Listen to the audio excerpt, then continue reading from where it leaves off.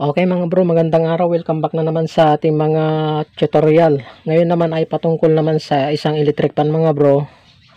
Tuturuan ko kayo mga bro kung paano ang simpleng pag-bypass na hindi kayo nahihirapan sa ating electric pan.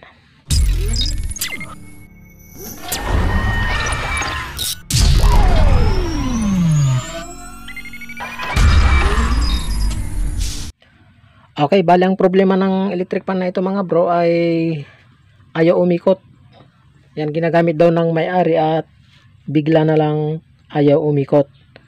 Okay, so bago natin ituturo mga bro yung simpleng pag-bypass o yung pag-bypass na hindi kayo nahihirapan, ay papakita muna natin sa inyo na talagang ayaw umikot. Okay, so isaksak natin mga bro sa saksakan natin. Ayan, tapos switch natin. Number 2 yun, number 3, number 2, number 1, tapos 0. Okay, tanggalin natin mga bro sa saksakan at ayaw umikot talaga. Ayan. Ayan, mas maganda kung analog para makita nyong pumapalo o hindi. So medyo i-focus natin ng konti. Yan, papakita natin mga bro na walang palo yan Yan. So check natin. Yan mga bro, wala siyang palo Pag dito meron Pag pinagdikit natin yung test probe natin meron. Pero pag dito sa dalawang terminal ng plug natin ay wala. Ayan.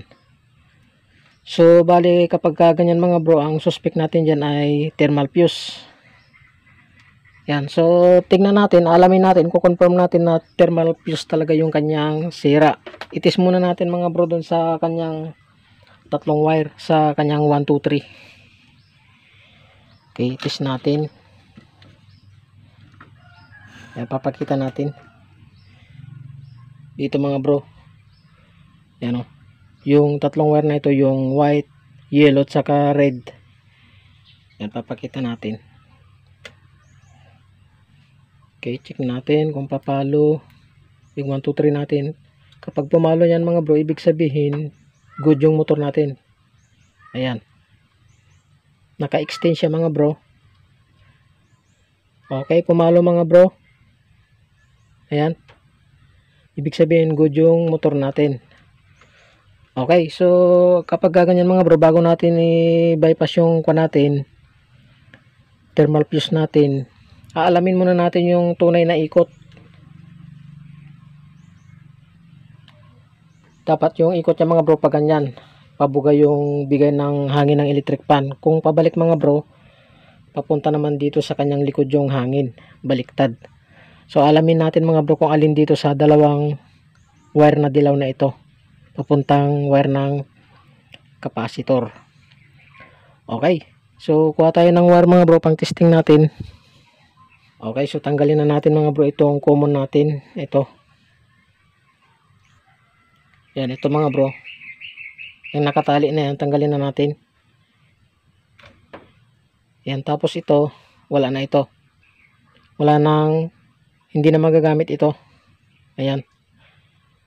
So puputulin na lang natin ito, itatago na lang natin dyan sa niya para okay, suksok na lang natin.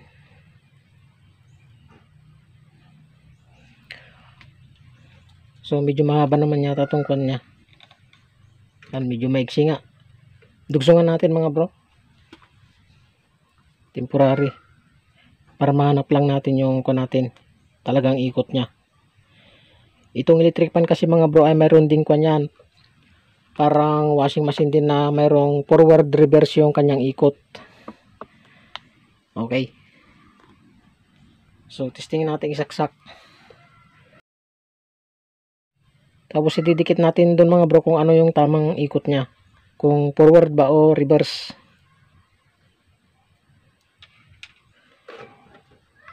Okay, so isaksak natin mga bro sa kuryente.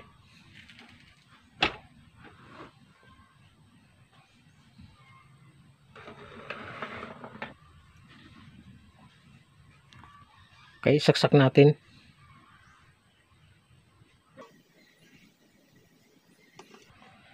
Ayan.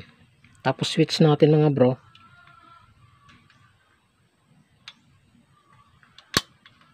Kaya hanapin natin yung talagang ikot niya. Dikit muna natin doon.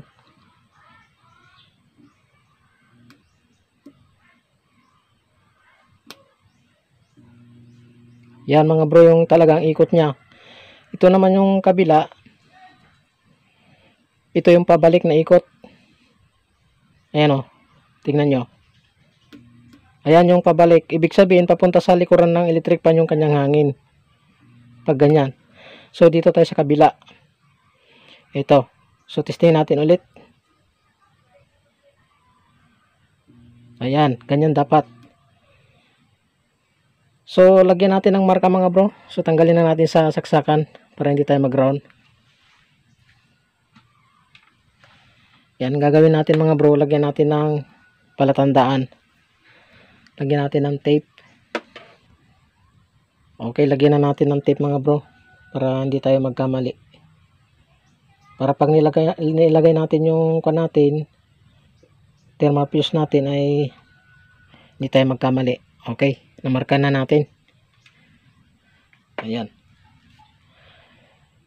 Okay, bali ito yung materialis natin mga bro. Yan, mga wire, cable tie, tapos string cable tube. Yan, ito. Okay, yan yung gagamitin natin para ano, gawin nating insulator para hindi mag-ground sa kuha natin yung kuha natin, thermal fuse. Okay, suot na natin mga bro yung string cable tube natin para iwas ground. Wala tayong string cable tube mga bro na yung pinapasok, kaya ito na lang, heat resistance. Yan, suot lang natin para tamang tama mamaya kapag nahinang na natin dun sa mga paa ng thermal fuse ay iatras na lang natin mamaya. Okay, lagay pa natin yung isa.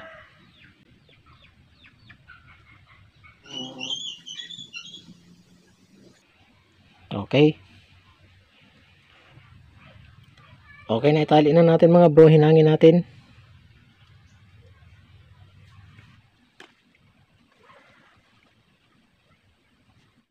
Okay, iatras na natin mga bro.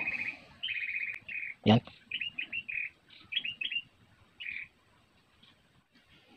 So nakuha na natin. Lagyan naman natin itong malaki.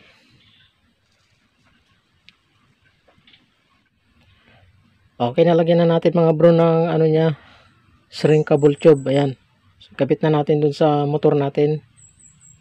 Okay, ang mangyayari mga bro ay dito natin siya ilalagay. Ayan, mas madaling ilagay dito. Okay, lagyan natin ng ano, cable tie. Okay, nalagyan na natin mga bro ng cable tie. Lagyan na natin yung kuha natin. Ito yung thermal fuse natin. Yan, sinuksok ko lang mga bro doon yung ano, yung cable tie. Dalawa yung nilagay ko. Yan.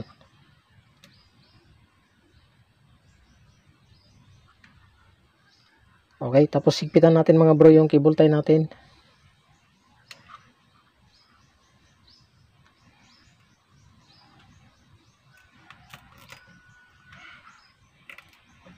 Ayun. Tapos sigpitan natin yung isa.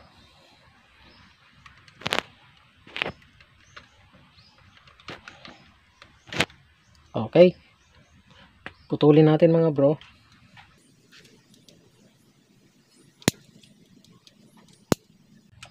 Ayun. Tapos i-test natin kung ano, approve yung kuha natin, thermal fuse. Okay, check natin mga bro kung ano, good siya para makasigurado tayo, baka mamaya so check natin.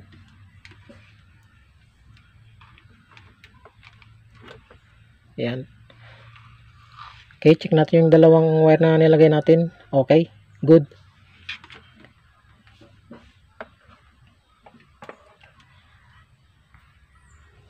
Okay, bali ang mangyayari mga bro sa dalawang wire na ito ay baliktaran to mga bro. Ito kahit alin dito. Itong isa kakabit natin dito sa kulay black. Okay, tanggalin na natin itong kulay brown na ito. Connect natin itong kulay pink. Okay. So kahit alin dalawa dito mga bro, magkabaliktad okay lang.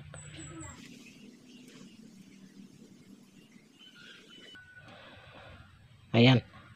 So lalagyan natin ito ng tape mga bro. Tapos yung isa naman, doon natin kukunik doon sa minarkahan natin kanina ng tape. So ito mga bro. Tapos lagay na natin doon mga bro.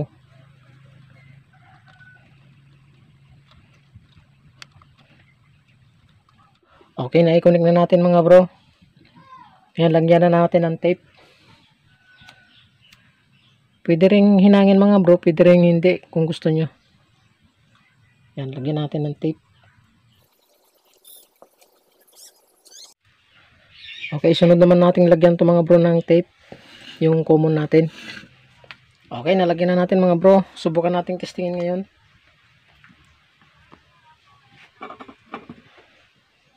Yan.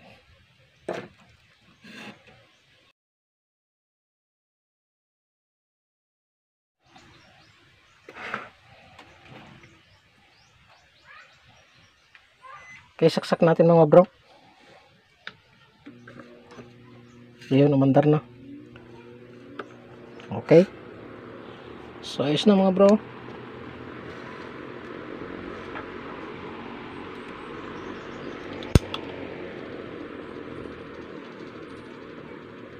Yan yung number 1 nya. Number 2.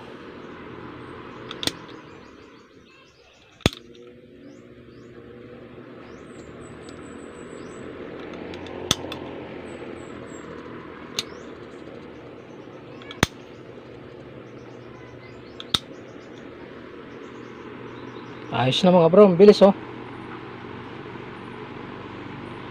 Okay, ganun lang mag-bypass mga bro na hindi na kayo mahihirapan, hindi na kailangan baklasin pa yung motor ng inyong electric pan. Okay, ayos.